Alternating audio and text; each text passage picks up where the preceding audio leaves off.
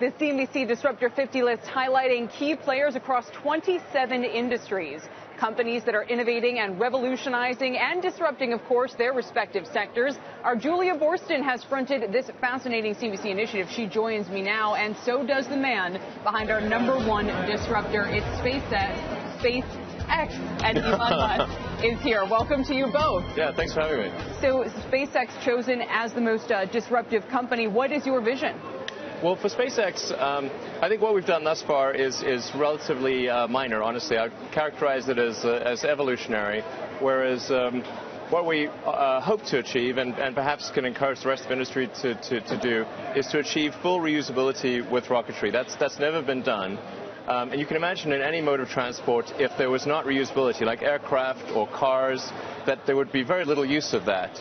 So that's the thing that if we're able to achieve it, then I would say that at that point, that's really quite disruptive. And what I'd say we've done thus far is, relative to that, moderately disruptive. You have a big commercial satellite launch coming up on Friday. Right. What's the next big thing in terms of the next horizon for commercial spacecraft? Well, essentially what I was alluding to a moment ago is to be able to recover the rocket booster and then refly it. That's the revolutionary potential. Now, we've been trying to do that for 12 years and have not succeeded yet. But I feel as though we're finally close to achieving that, and we've got a shot with the next launch of recovering the rocket booster. And if not with this launch, I think a very good chance later this year, and then potentially to refly the booster next year. And this would really mark a significant change in the technology of rocketry. How are you capitalizing this company? Obviously, the U.S. government has been involved in some of your other initiatives, including the next possible crew carrier to the space station. Right. If they don't choose your Dragon V2 model, how much of a problem is that for not only the development of the crew carriers, but some of the other projects, as you mentioned, including the one you've been working on for over a decade? Sure. Well, I mean, first of all, I should acknowledge the critical role that NASA has played in the success of SpaceX. Really, we would not be where we are today without the help of NASA. And it's possible that we may not win the commercial crew contract. We're certainly have done everything we can from our part, and I think we've got a great design solution. If NASA in the end doesn't go with us, because obviously we're competing with big established companies like Boeing, then we'll do our best to continue on our own with our own money. Do you have enough money to continue on your own? Well, it would definitely slow us down, but I mean we'd keep going, and we'd be launching commercial satellites, and we have an existing contract to transfer cargo to and from the space station, so we'd keep going, but it would just be a bit slower. In terms of financing, though, you've said in the past that your time horizon is too long to go public. Is that still the case? It is. I mean, as you know, you've incredible familiarity with the public markets. The incentive structure tends to be short term, and I mean, you can trace it back to the people that own the stocks, the portfolio managers. They're evaluated on a quarterly basis, or at least an annual basis. So then they push the companies to produce results on a quarterly or annual basis. And with SpaceX, we're trying to develop technology that will ultimately be able to take large numbers of people to Mars. That's really difficult to get portfolio managers to have their. I mean, it's beyond their tenure in owning the stock, so it's difficult to ask them to like that. Listen, in this country, we have institutions, we have pension funds, we have insurance companies who potentially are structured to invest for a period of 30 years or more. Yeah, that would certainly work. That you could look. You probably have more personal capital to be able to go out and transform this industry as anybody out there. Couldn't you go to them and say, look, I want a piece of your capital. This is a completely speculative project. Right. Maybe I'm saying, too much there, but it sounds pretty speculative. Why couldn't you do that? Or even go to the public directly? I mean, people have talked about the need for a long-term stock market. Well, I think people talk about the long-term stock market, and there's certainly some investors that do have a very long-term horizon, but then there's also a bunch that have a short-term horizon, and we see that in the huge fluctuations in the stock price. And I do find it can be a bit of a distraction to employees, and sometimes a mood barometer. And you don't really want people to be happy or sad based on the stock movement. You want them to be working on developing new products and improving the operations of the company. And I think for SpaceX, we really need to get to where things are maybe steady and predictable. Maybe we're close to developing the Mars vehicle, or ideally we've flown it a few times. Then I think going public could make a lot of sense. How feasible is it to put people on Mars, and how many years and how many millions or billions of dollars will it take? Well, this is a very difficult thing, obviously. I'm hopeful that the first people could be taken to Mars in 10 to 12 years. I think it's certainly possible for that to occur. And then, but the thing that really matters in the long term is to have a self-sustaining city on Mars, to make life multiplanetary. And that will define a fundamental bifurcation of the future of human civilization. We'll either be a multi-planet species and out there among the stars, or we will be a single-planet species until some eventual extinction event, either natural or man-made. I wonder what the more difficult challenge is, getting people to Mars or getting a car battery that costs less than $5,000? Well, I think probably Mars. But, the car battery certainly is hard. And it's, I'm quite optimistic, though, about improvements in the battery price, or the cost of the battery, the fundamental cost. We have daily meetings with our key development partner, Panasonic, on this, and I'm really feeling quite good about being able to produce a compelling mass-market car in about 3 years. Because there's this company, Finergy, an Israeli company. Perhaps you're familiar with them. No. Okay. But I'm sure maybe they've got something cool. I don't know. As I understand it, Finergy is testing a electric vehicle with a range of 1,100 miles on technology that's aluminum air technology, has actually been around since the 1960s. There have been issues, I guess, with its durability in the past, but Alcoa is now a partner for them. Sure. Could this method supplant or even go a step ahead, a step beyond what Tesla so far has been able to develop? Well, my response when there's a battery breakthrough announced is always to invite them to send us an example that we can evaluate in our labs, just to sort of verify the claims. What we find is that there are a lot of claims made, but these claims do not survive the light of day. Now that may not be the case in this particular situation. But I can tell you that what the general problem is with batteries that are anything air, which is that they have poor cycle life. So, you can have lithium-air batteries. That's really very high energy density, but you can't recharge them very easily because they have something called dendritic growth, and they basically fall apart after a few charges. So you'd have to have a new battery quite frequently. Now, your move to open up Tesla's patents to anyone was really unusual. It was very disruptive. But what's the long-term play here in terms of the types of services or technology Tesla could sell to make this all worthwhile? Well, we're really not. There's no grand plan with the sort of the open sourcing of the patents. We just thought it would be helpful to the industry, and people could use them or not use them. And for a while there, we thought, we have to have these patents because the big car companies will just copy our stuff and then use their scale to overwhelm us, and then we'll be dead. So what we found is that actually the big car companies are not going towards electric cars very, very swiftly, or at all in some cases.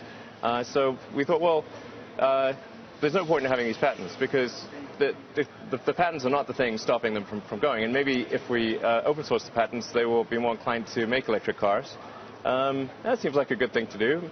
And yeah. What is the point of having electric cars, of having electric vehicles? In other words, is it from an environmental sustainability point of view? Is it a reduction of traditional oil and other fossil fuels? And I ask because more and more people are starting to say, look, if it takes the equivalent of lots of coal to power or to fire these vehicles, then how is that in our public interest? So I'm just curious what you think the point of having electric vehicles is. Right. Well, I'm glad you asked that question because today we announced at Solar City that we're acquiring a company, Sliva, which has got great solar panel technology. We think there's a potential breakthrough with high-efficiency, low-cost solar panels that can generate sustainable electricity. And then you combine this sort of sustainable electricity generation with electric cars, and you have an overall system that works and can scale to worldwide capability. Because you're right, it wouldn't help to just solve one side of the question, to have electric cars that are then powered by coal. So we've got to have sustainable power generation and sustainable power consumption. And one of the other startups on the Disruptor 50 list is about charging stations, ChargePoint. And I know that you're in talks to collaborate with your rivals, Nissan and BMW, on these charging stations. What is the next frontier in terms of helping build out the infrastructure so it's really worthwhile for more people to build electric cars as well as buy them? Well, yeah, so the reason we built out the supercharger network is because there was no high-speed charging available. So that was because you have to match the convenience of a gasoline car in order for people to buy an electric car. They don't want to feel as though their freedom is curtailed in buying an electric car. They want to be able to do a cross-country trip, visit friends and family, go on vacation, these kind of things. But there was no charge system that could do that. So we developed the supercharger technology, and we're more than happy to have other manufacturers use it. And we've offered this to BMW and to Daimler and Toyota and others. And really the only requirements are it's got to be able to, the car has to be able to take the power level of the supercharger, because otherwise if it only takes if it takes a small amount of power, it's going to hog the spot. So it's just got to be able to take the power level, and then they've got to proportionately share the costs of the system. That's all. Now, you're so encouraging of your competitors in the Tesla and the electric car space, but it seems like a slightly different situation when it comes to SpaceX. I mean, I know you've expressed frustration about the fact that Boeing and Lockheed's joint venture has a virtual monopoly on the defense satellite launches. Yeah. What are you going to do to break that monopoly, and how do you deal with those competitors? Well, I mean, I guess the thing we're mad about there is that there was this huge block of national security launches that were not open to competition. So sometimes people think, well, we're mad because we didn't win, but actually we're just mad because we never even got the opportunity to compete. That doesn't seem right. You know, it seems that the law of the land is that you should compete these things, and so that's the nature of our protest, is that you know, launches should be competed, and then whatever the best deal is for the American taxpayer, that's what should win. We want to talk a little bit about some of your big ideas. But before we do, though, you mentioned the deal that Solar City has just made today, buying Solevo. Solevo, yeah. And this one's interesting for a couple of reasons. You know, if you talk about solar technology today, solar panel manufacturing, there's a lot of oversupply in the industry. Herb Greenberg earlier today was saying, you know, we still need consolidation. We still need fewer of these panels made. And others say it's still too expensive, so that it still might cost 25 grand or something for a household on top of the cost of actually installing these panels to use them. How is this acquisition going to change the game, going to make it cheaper? And or is that the point, first of all? And how much cheaper? And how long until households and cars are genuinely running on solar technology in this country? Well, we certainly have a long way to go before solar is any huge percentage of our electricity generation. So the way we see it at Solar City is that although there's sort of an oversupply of a particular type of panel, the low efficiency or moderate efficiency panels today,